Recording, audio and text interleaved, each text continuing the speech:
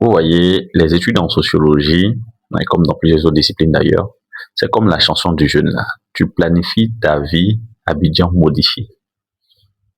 En fait, je vais vous faire comprendre que parfois, on n'est pas sûr à 100% de ce qui va se passer devant. Il y a certaines personnes, par exemple, lorsqu'elles montaient leur projet professionnel, elles avaient prévu de travailler dans le public.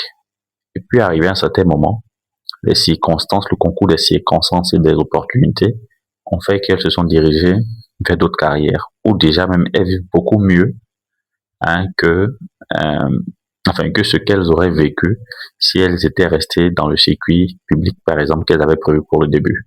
Mais parfois, pour d'autres, ça a été le contraire. C'est-à-dire, ils avaient prévu le privé, et puis là-bas, ils s'en sortaient pas. Et puis, ils ont découvert une bonne opportunité au public, et puis actuellement, ils vivent très bien là-bas. Donc, je vais vous faire comprendre qu'il y a plusieurs choses. C'est d'ailleurs l'une des raisons pour lesquelles, lorsqu'on conseille dans l'élaboration des projets professionnels, on va sur la base des trois grandes lignes possibles en termes de profil de carrière. C'est ce dont j'ai l'habitude de parler, mais je vais répéter. Le fonctionnariat au public, le fonctionnariat au privé, euh, la consultance ou la prestation de services, et puis enfin l'entrepreneuriat, qui est aussi une autre forme de prestation de services, mais là, c'est pas de façon indépendante.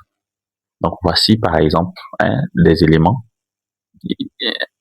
dont il faut tenir compte quand on décide d'embrasser une carrière dans une discipline. Donc ici, moi, je vais parler aussi particulièrement de la sociologie. Donc j'espère que j'ai pu aider aussi. Si la vidéo est très intéressante pour vous et que vous pensez que ça peut aider beaucoup de personnes, partagez. Ce sera aussi une manière de m'encourager et puis de me dire merci.